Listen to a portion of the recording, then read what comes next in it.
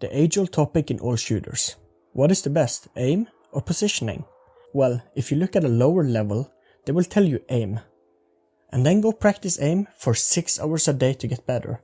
Well, if you ask the players that have hit the top of their ranks and in their games, they will tell you a combination of both aim and position is better, and that good position outperforms great aim. Well, I wanted to get to the bottom of this question, and today we're going over what is more valuable, aim or positioning. What is aim? First, we have to understand what aim even is, and to understand that, we have to start with the basics. So what's the definition of aim? Aim is ordinary, regular aiming that includes a quick, unconscious aiming, flicking, and also keeping track of a target or tracking.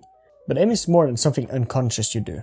Aim have so many smaller parts that all affect your level of aiming. The first we can look at is aim style. Since aiming in itself isn't enough, there are many aim styles. The main ones are pre-aiming and flicking in CSGO. Pre-aiming is the whole idea of aiming where you want to look before peeking to kill someone. Experts at this is Nico from G2. This aiming style is dependent on map knowledge, positional awareness, while the other style is flicking. Are clearly interested in hitting the... Oh my god! What is that? A stunning... A flicking is a style that puts trust in your ability and raw aim skills. There has always been a debate of what is the best, but we will not go into that.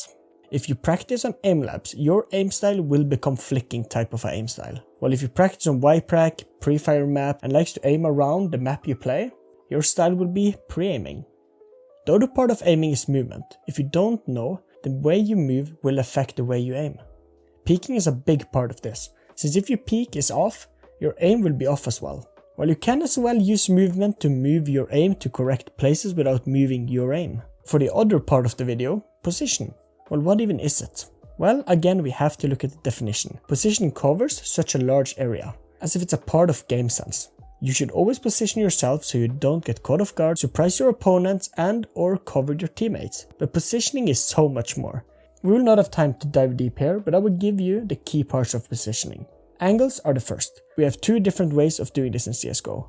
The standard angles and off angles. Standard angles are these. These are the angles that are the most common angles you can play on a map, like bench and car on Mirage B site, while off angles are angles that are not as much played. And the only goal of these angles is to catch your opponent off guard.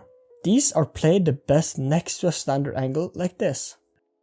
Understanding where you can get killed from is important. A bad position is a position where you can get killed from multiple spots at the same time and have to look at all these spots not to die. So a position like this is bad, while this one is much better. Last and maybe the most important is to be unpredictable. If the enemy always know where you play, you will be a free kill for the enemy. So play different positions on the same map to catch them off guard, or while they're checking an angle you're not in. But what is better? Well, I asked my community this question, aim or position? And this was the result. We can see that many more things that position outperforms aim, and it was a great explanation in the comments. Definitely position. Often when I die, it's not because of my aim, but rather my dumb positioning and getting caught off guard due to it. I think that good, consistent aiming is required for ranking up / improvement. I think that consistency is best achieved by good positioning. I think good tier aimers can at times save you from a bad position, but god tier position will save you from the trouble more often than not. I suppose it also depends on your role. An opener needs to have a very good aim, a closer needs to have a very good positional awareness, and their ability to get into and find good position is bought by the opener's aim. But I think this topic is more than just aim versus position, but we have to look at your role, playstyle and more to get to the bottom of this. If your role is an entry, I think aim is more important than position then. But if you're an AWPer, then position and aim is important, and you can make the case that position will be better, since AWPer's aiming style's hard part is flicking, and with good position you will usually not have to flick. So as you can see, to just say aim or position is better is not the way to go. The other is playstyle. And here both aim and position allows you to play the way you want. But here I think you can make the case that aim is what allows you to play a set playstyle, while position makes the playstyle better. A player with an aggressive playstyle will rely on aim, but that is not enough if you don't have good position. While a very passive player will be more relying on your position, but your aim still have to get you there so you can actually win the fights you have to take. Johan Cruyff said, "Technique is not being able to juggle a ball 1,000 times. Anyone can do that. Then go and work in the circus. Technique is passing the ball with one touch, with the right speed, the right time and the correct foot to your teammate. While many players have great ways of training your aim, so I will not look into this, but rather look at how to train your position and get better. The first thing you have to understand is you can't just go into a deathmatch and practice position, since you will take fights you will never have to take in game. But execute servers are a great way to practice your position, since here you will face proper executes. The other way to practice is demo reviews of players that play the same role as you, position as you and maps. And take notes of where they stand and position themselves in different scenarios, like executes, early and late rounds, a man down, a man up and more. This will help you get a good blueprint of where to position yourself on the maps you play. The other is asking yourself what makes a good position. Well, some points of that are able to escape, not open to too many angles, off angles or regular angles, versatile angles, and unpredictable.